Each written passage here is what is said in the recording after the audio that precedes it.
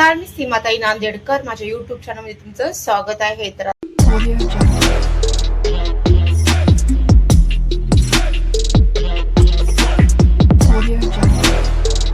आजचा ब्लॉग तुम्ही पूर्ण बघा. तर आज पण मला सुट्टीच आहे. भाभीने मला आज पण सुट्टी दिली.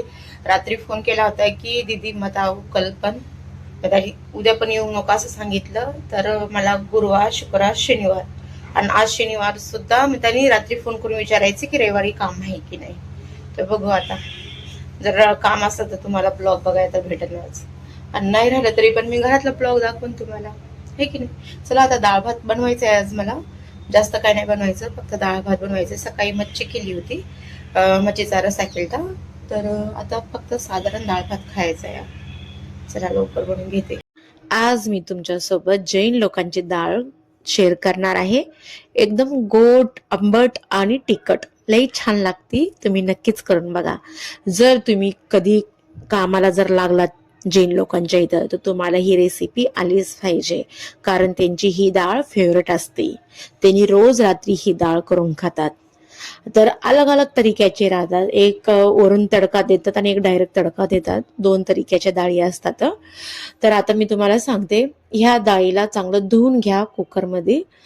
जर तुमच्याकडे वेळ असला तर तुम्ही 2-3 तास भिजू पण घालू शकता. तर अशा दिव्याने मला बोलले की मम्मी मला डाळ भात खायचे, तर मी डायरेक्टच त्यांनी इथं भिजवून नाही घातले डाळीला, तर डायरेक्टच बनवायला लागले. तर इथं 3 टमाटर टाका, जसं तुमच्या हिसाबाने तुम्हाला टमाटर पाहिजे तसं. चांगलं स्वच्छ धुवून घ्या डाळीला छान 3-4 पाण्यानं. आणि जर तुम्ही भिजू घातले असते ना डाळ, अजून चवदार लागली असती ही डाळ. पण माझ्याकडे तेवढा वेळच नव्हता ना, म्हणून मी भिजू नाही घातली, डायरेक्टच बनवायला घेतले. तर ह्यामध्ये ना काय नाही टाकायचं, जसं हळद मीठ वगैरे टाकताना आपण तसं काही नाही टाकायचं. फक्त टमाटर आणि पाणी टाकून शिट्टी मारायला ठेवून टाका कुकर. मग त्याने डाळी जोपर्यंत शिजत नाही तोपर्यंत. आणि त्याच्यासाठी जे सामान काय काय लागते तुम्हाला तेही सांगते पुढे. खूप छान लागते डाळ. ह्या डाळीनं तुम्हाला उरामध्ये जळजळ करणार नाही. कारण आपण जर तुरीची डाळ खाल्ल्याच्या पातले जणाला प्रॉब्लेम असते की छातीमध्ये जळजळ होते, आंबट पाणी येते, पण तुम्ही ही डाळ खाऊन बघा, अजिबात तुम्हाला जळजळ होणार नाही. कारण ही प्रॉब्लेम मला पण आहे. तुरीची डाळ खाल्लं ना की मला जळजळ होते.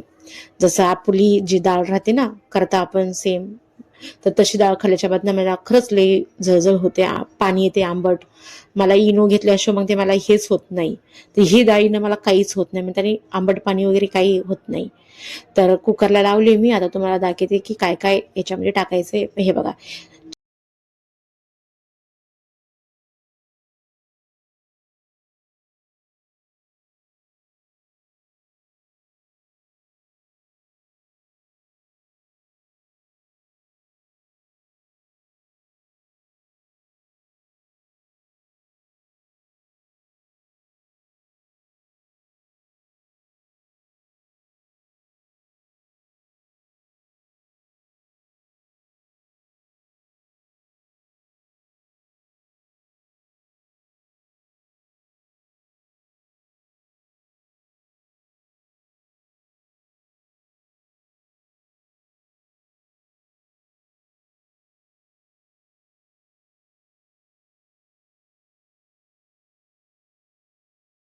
कोथिंबीरला तर छान कापून घ्या.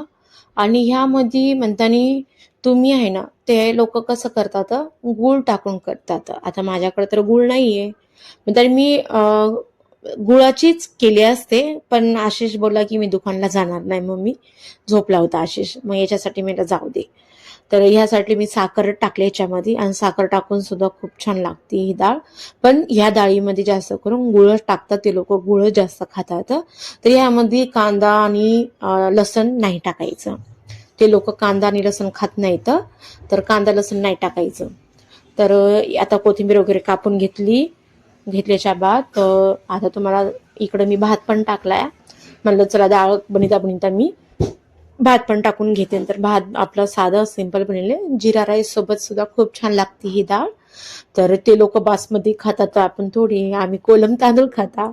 तर जसं चिकट तांदूळ पण लई छान लागतात, चिकट तांदूळ आणि कोलम तांदूळ पण छान लागतात, पण ते लोक बासमती तांदूळ खातात, छान लागते ते. पण त्या लोक मग त्यांनी कसं बासमती तांदळामध्ये आहे ना, ते लोक आहे ना मीठ टाकत नाहीत, फक्त डाळीमध्येच मीठ राहते, भातामध्ये त्यांच्या मीठ नसतं.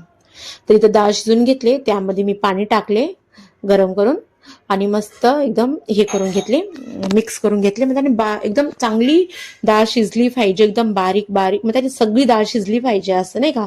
त्याला घोटून घ्या तुम्ही छानपैकी, तरच डाळीला चव येतील. चांगलं घोटून घेतल्याच्या बाद आता आपण तडका देऊया. तडक्यासाठी काय लागणार आहे हे तुम्हाला मी सांगते. तर इकडे बघा, हे लवंग आहे आणि हे काळी मिरी आहे, 4 घेतली मी. आणि हे तुकडा आहे इलायचीचा. तर ह्याच्यानं कसं उरामध्ये आपल्या जळजळ होत नाही हे टाकल्याच्या बाद. तर तेल टाकले, त्यामध्ये टाकले मी जे लवंग, इलायची, काळी मिरी आहेत ना, ते टाकले मी. इलायचीच म्हणते, इलायचीच आहे का? विसरून गेले बघा, कारण अख्खा मसाला ध्यानातच राहत नाही. इलायची नाही, काळी मिरे, लवंग, अजून दालचिनी आहे, सॉरी बरं का. तर त्याच्यामध्ये बघा मिरच्या टाकल्यावर आपलं सॉरी दालचिनी ते टाकल्याच्या बाद राय टाकल्याच्या बाद जिरे टाकले, नंतर हिरव्या मिरच्या टाकले, कोथिंबीर टाकले त्याच्यामध्ये, आणि डाळीला मस्तपैकी घोटून घेतलं. आणि ते डाळीला मी वरून तडका दिला. वरून पण डायरेक्ट तडका दिला, आणि आपण कसं दुसरीकडे बी तडका देऊ शकतो, जसं वरून तडका असते ते. तर मी डायरेक्ट तडका दिले. 2 तरीकेच्या डाळी असतात, दोन्ही पण डाळी खूप छान लागतात.